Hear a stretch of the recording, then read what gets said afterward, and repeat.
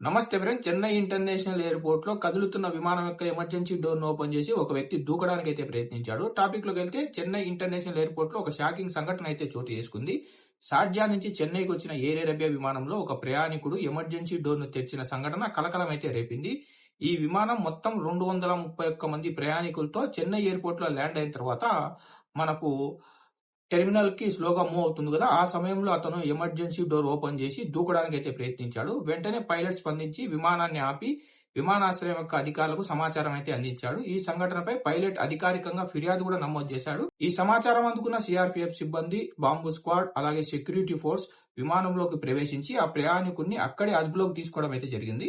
అదుపులోకి తీసుకున్న ఈ ప్రయాణికుడిని అధికారులు ప్రస్తుతం విచారిస్తున్నారు. ముఖ్యంగా అతని మానసిక స్థితిని కూడా పరిశీలిస్తున్నట్లయితే సమాచారం. ఈ సంఘటనలో ఎటువంటి గాయాలైతే జరగలేదు. అయితే భద్రతా నియమాలు అమల్లోకి రావడంతో కొంత సమయం పాటు విమాన రాకపోకలకైతే అంతరాయం అయితే కలిగింది. ఇప్పుడు ఎయిర్‌లైన్స్ అధికారులు ఈ సంఘటనపై సమీక్ష నిర్వహించి తదుపరి చర్యలైతే తీసుకునే అవకాశం అయితే ఉంది.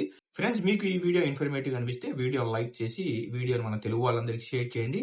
ఇలాంటి ఇన్ఫర్మేటివ్ వీడియోస్ మీరు మిస్ కాకుండా చూడాలనుకుంటే మన గల్ఫ్ ఎక్స్‌పర్ట్ తెలుగు ఛానెల్‌ని సబ్స్క్రైబ్ చేసుకొని బెల్ బటన్ ఆన్‌లో పెట్టుకోండి.